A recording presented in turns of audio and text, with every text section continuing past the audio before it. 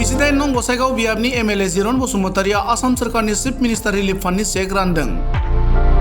28 नं गसाइगाव बियाबनि सिङाव थानाय बेरामजों नाख्रेबजानाय खायसे सुबुंफोरनो अनसुंथाइ महरै चिफ मिनिस्टार रिलिफ फान्डनि जोहै हरनाय रांनि चेकफोरखौ दिनै खासियाबारि जमदुवार ब्लक इउपिपिएल हानजानि मावख'आव राननानै होयो।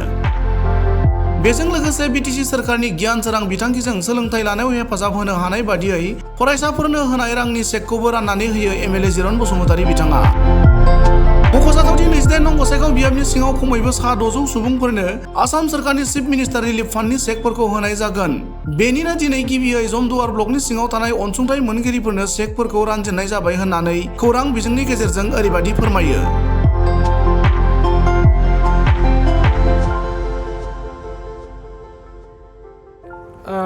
मानगोनां आसामनि chief minister doctor Himanta Biswa Sharma बिथाङा जोंनि मोनफ्रोमबो बियाबाव बोसोरफ्रोमबो स्टुडेन्टफोरनि थाखाय स्कलारशिप आरो जायफोरा लोमजानानै साजानानै दं बिथांमोननो ट्रिटमेन्टनि थाखाय सीएम रिलिफ फान्ड होननाय मोनसे फान्ड दङ, बेनिफ्राय जोंनो होबाय थानाय जायो। थिग बेबादिनो जोंनि बे 28 नम्बर गसाइगाव समस्तियाबो थांनाय बोसोरनिफ्राय जों मोनबाय थादों, सिगांबो दङमोन, दा देग्लायबो जों मोननो हादों।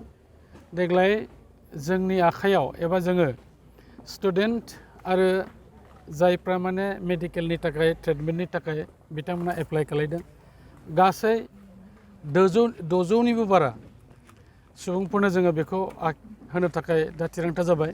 आरो दा दिनै जोङो बेखौ जास्ट मोनसे ब्लक वाइसआव जोङो बेखेवजेनबाय, बे जागायजेननायसो आरो गोबां चेकआ दाबो फैथ'वाखै। जिखिनि फैदों जों बेखौ दिनै बेखेवजेननाय हाबाफारि हिसाबै बे जमदुवार ब्लकनि अफिसावहाय जों होजेननाय जाबाय।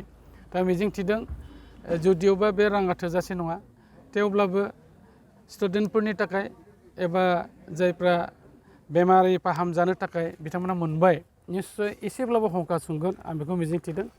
आरो फैबाय थानाय समावबो सरकारनि गोबां आसनिफोर दङ, स्टेटनि आरो बिटिआरनि, आरो बिटिआर सरकारावबो मानगोनां प्रमद बर' बिथांनि दैदेननायाव गियान सोरां बिथांखि मुङाव गोबां स्टुडेन्टफोरनि थाखाय बेबादि बिथांमोननो अनसुंथाइखौ होनाय जादों।